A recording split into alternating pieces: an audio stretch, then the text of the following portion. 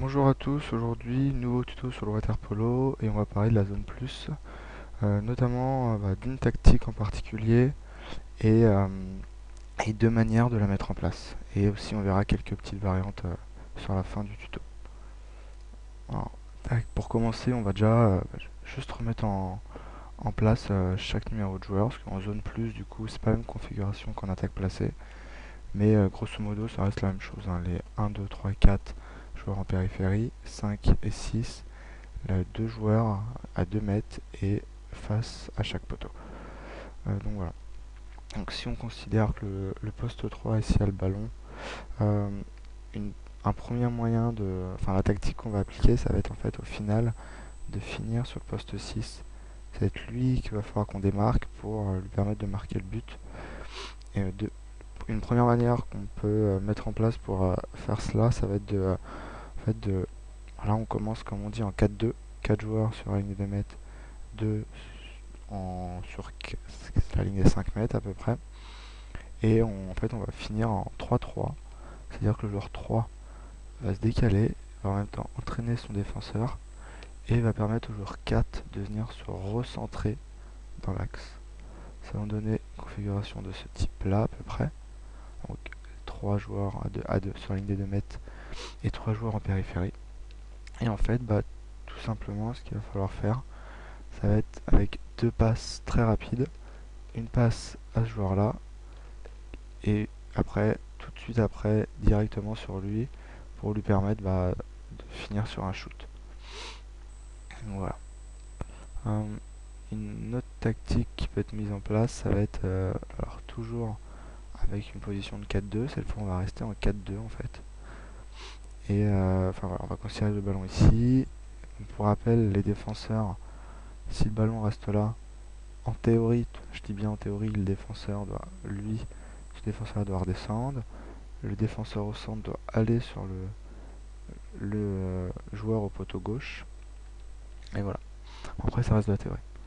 Euh, on va considérer le premier cas où, dans un cas où le joueur au centre n'a pas assez le temps, n'a pas de temps pour revenir jusqu'à là.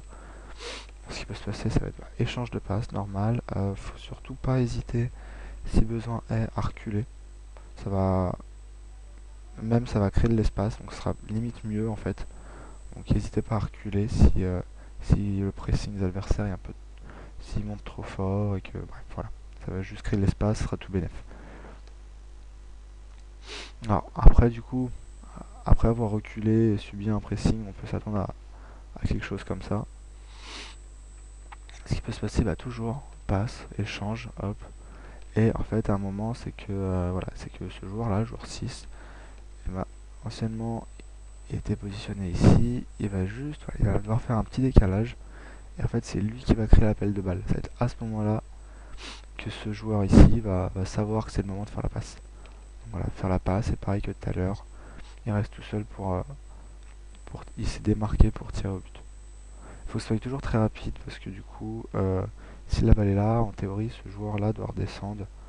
Donc si c'est fait assez bien et rapidement, euh, il n'aura pas assez le temps de revenir.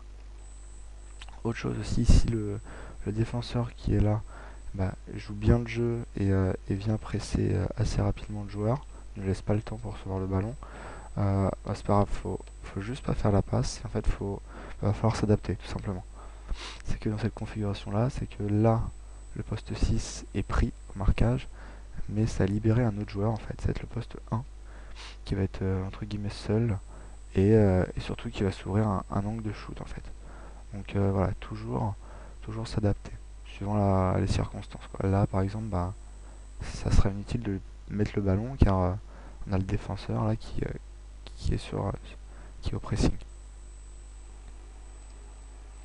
Alors, notre configuration, si ça va être toujours en 4-2, mais si cette fois le centre en fait vient presser, là, défend, a compris la tactique qu'on a appliquée et essaye d'anticiper le coup, ça va être tout simple en fait, ça va être toujours de finir au poteau, mais en fait pas sur le joueur 6 mais sur le joueur 5.